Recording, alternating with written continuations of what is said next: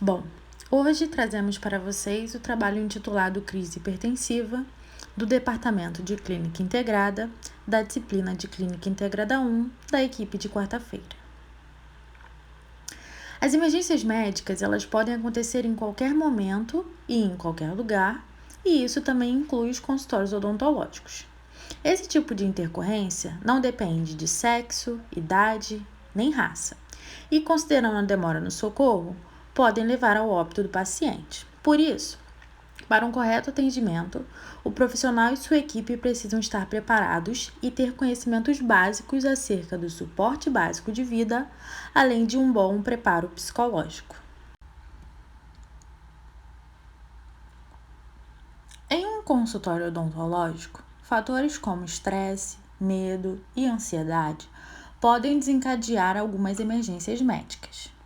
E muitas vezes, o próprio ambiente odontológico, que por anos foi associado a um lugar desconfortável, pode gerar no paciente quadros de nervosismo excessivo. Isso pode acontecer até mesmo na sala de espera. Um dos distúrbios fisiológicos que podem ser causados pela ansiedade e pelo estresse antecipado pode ser a elevação da pressão arterial. Isso principalmente se o paciente já for hipertenso. Porém, existe uma condição conhecida como hipertensão do jaleco branco, ou também doença do jaleco branco, e trata-se do medo que alguns pacientes apresentam na presença de profissionais da área da saúde. Esse tipo de paciente ele não é hipertenso, ele não possui hipertensão, mas ele apresenta quadro de elevação da pressão arterial quando ele se encontra na presença de profissionais da área da saúde. Mas então, o que é uma crise hipertensiva? Bom, de acordo com os autores Martim, Loureiro e Cipulo, uma crise hipertensiva é uma situação clínica muito comum, caracterizada pela elevação rápida e sintomática da pressão arterial, com níveis de pressão arterial diastólica superiores a 120 mmHg.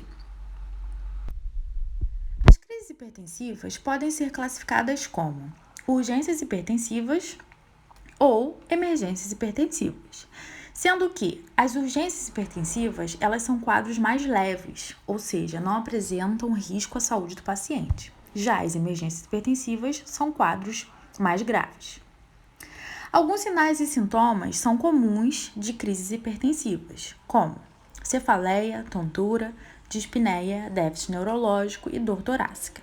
Sendo que, como dito anteriormente, nas urgências hipertensivas, por serem quadros menos graves, o paciente apresenta como sintomas comuns cefaleia e tontura.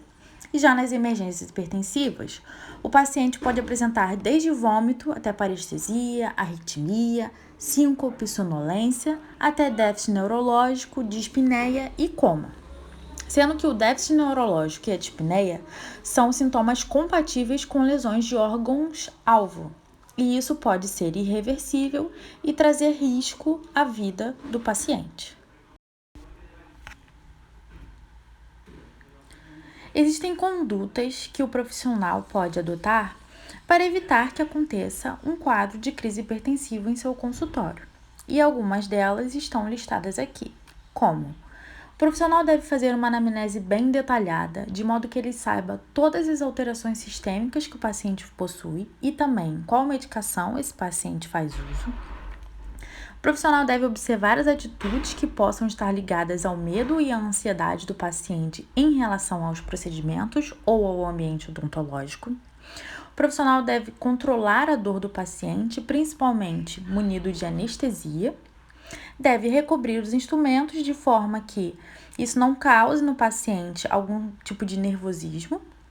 As sessões em pacientes que possuem um quadro de hipertensão, elas devem ser mais curtas e pela manhã.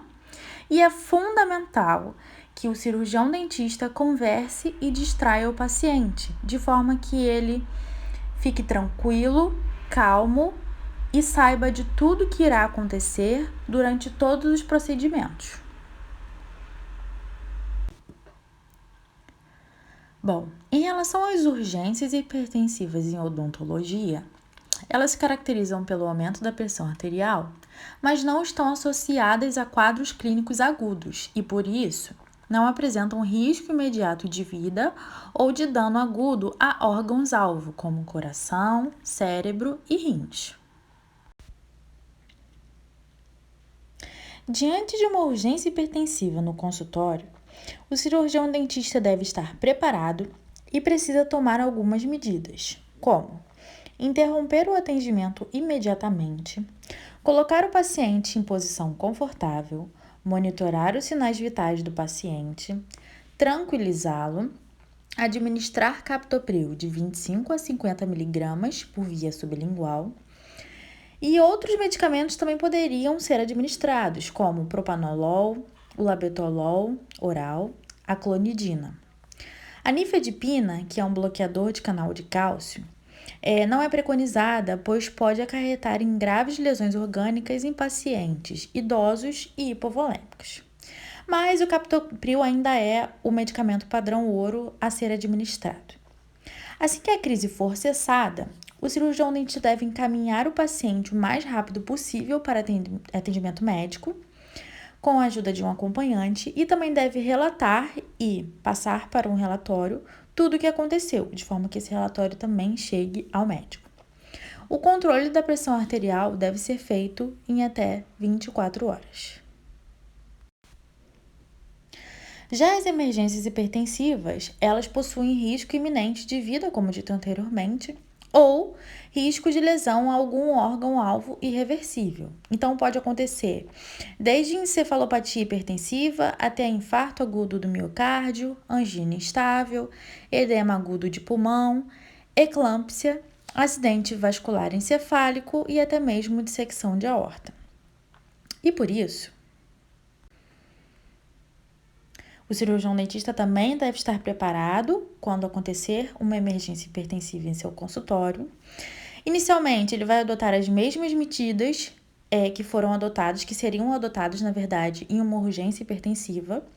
Porém, nesse caso, ele deve encaminhar o paciente o mais rápido possível para atendimento médico em uma unidade de terapia intensiva, pois esse paciente precisa ser hospitalizado imediatamente e será submetido a tratamento com vasodilatadores de uso endovenoso, que podem ser nitroprussiato de sódio ou hidralazina, e isso tudo vai acontecer em ambiente hospitalar, numa UTI. Bom, existe uma classificação denominada classificação ASA-PS, que leva em consideração tanto o status físico do paciente quanto a presença de comorbidades, como hipertensão. E essa classificação é de extrema importância, pois ela pode ajudar o cirurgião dentista a ter diferentes protocolos de atendimento. A classificação ASA ela é dividida em 6 grupos, ou seja, o paciente adulto ele é dividido em 6 grupos, sendo que o paciente classificado como ASA 1, ele não possui nenhum tipo de anormalidade nem comorbidade, e o atendimento para esse paciente não precisa ter nenhuma restrição, a não ser as restrições normais como qualquer paciente. Os pacientes classificados como ASA 2, só que subdivididos como hipertensão no estágio 1, eles possuem a pressão arterial controlada e situada no limite de 160 a 110 milímetros Hg. E para esse tipo de paciente, pode ser feito procedimentos odontológicos eletivos ou de urgência em um consultório odontológico, sendo que o cirurgião dentista precisa tomar algumas medidas de precaução, como avaliar se o paciente possui outras alterações sistêmicas associadas, planejar sessões curtas de atendimento e diurnas, prescrever o uso de benzodiazepínicos, de forma que esse benzodiazepínico auxilie o paciente a não ter, a diminuir, a ansiedade e o nervosismo, principalmente pré-anestésico. Empregar soluções que contenham feliprecina associada a prilocaína ou epinefrina associada a lidocaína. O profissional deve dar preferência a soluções com a menor concentração de vasoconstritor. Também deve tomar cuidado para não ultrapassar o limite máximo de 3 tubetes. E no pós-operatório, o cirurgião dentista pode prescrever dipirona ou paracetamol, mas deve evitar o uso de anti-inflamatórios não esteroidais para esse tipo de paciente. Já os pacientes ASA 2, classificados como hipertensão no estágio 2, eles possuem a pressão arterial maior do que 160 por 110 mmHg, porém menor do que 180 por 110 mmHg. E nesse caso, os procedimentos odontológicos eletivos estão contraindicados.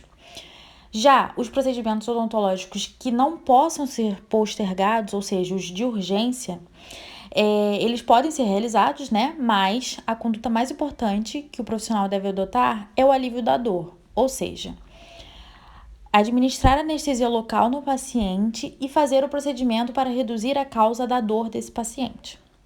Para isso, o profissional cirurgião dentista deve empregar a solução de pirocaína com felipressina no máximo de 2 a 3 tubetes. E é importante que esse procedimento seja feito de forma rápida, ou seja, no máximo de 30 minutos. Já os pacientes classificados como ASA 3, que é a hipertensão severa assintomática, eles possuem a pressão arterial acima de 180 por 110 mmHg, mas não apresentam sintomas. E nesse caso, qualquer procedimento odontológico está contraindicado. E no caso de urgências odontológicas, elas devem ser feitas em ambiente hospitalar.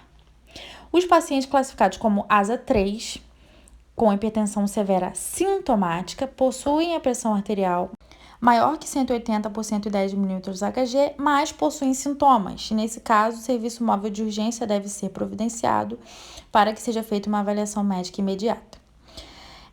Já os pacientes classificados como ASA 4 possuem pressão arterial maior do que 200 por 100 mmHg e são pacientes em constante risco de morte. Por isso, qualquer procedimento odontológico deve ser postergado e os procedimentos de urgência devem ser realizados em ambiente hospitalar e ser tratados da maneira mais conservadora possível. Já os pacientes classificados como ASA 5 estão em estado terminal, cuja expectativa de vida não é maior que 24 horas e eles não receberão atendimento odontológico. E os pacientes ASA 6 são pacientes com morte cerebral. Os pacientes que possuem quadros de hipertensão fazem uso de antihipertensivos para o controle dessa pressão arterial. E esses antihipertensivos eles podem apresentar manifestações bucais, que estão listadas a seguir, e são sangramento gengival, xerostomia, hiperplasia gengival, estomatite, aumento da incidência de doença periodontal, alterações na mucosa e distúrbios no paladar, inflamações e dor na garganta e disfunção do fluxo salivar. E é de extrema importância também que o cirurgião dentista esteja por dentro dessas manifestações. Bom, existe um debate sobre o uso de anestésicos com vasoconstritores em pacientes com doença cardiovascular. E o que deve-se entender acerca disso é que, em uma situação de estresse, onde o paciente, por exemplo, pode estar sentindo dor num procedimento odontológico sem anestesia, o corpo secreta 40 vezes mais catecolaminas, que no caso é epinefrina e norepinefrina, do que num indivíduo que não está passando por aquilo ali. Ou seja, esses níveis podem ser muito maiores se comparados com a inserção de um tubete de epinefrina. Por isso, o uso de anestésico com vasoconstritor é recomendado e a lidocaína 2%, com epinefrina de 1 para 100, apresenta mais benefícios do que risco e é considerada como padrão ouro. Bom, e por fim, nós temos uma conclusão e um resumo de tudo que foi dito anteriormente. Mas eu queria salientar que o cirurgião dentista ele deve estar sempre com sede de busca sobre conhecimento acerca tanto da comorbidade relacionada à pressão arterial, que é a hipertensão, quanto a outros tipos de comorbidade, porque nós atendemos muitos pacientes que possuem, alguma alteração sistêmica. E também o profissional ele deve estar a par da situação de cada paciente, de forma que ele consiga elencar medidas seguras para o atendimento de cada um de seus pacientes. É isso, muito obrigada pela atenção.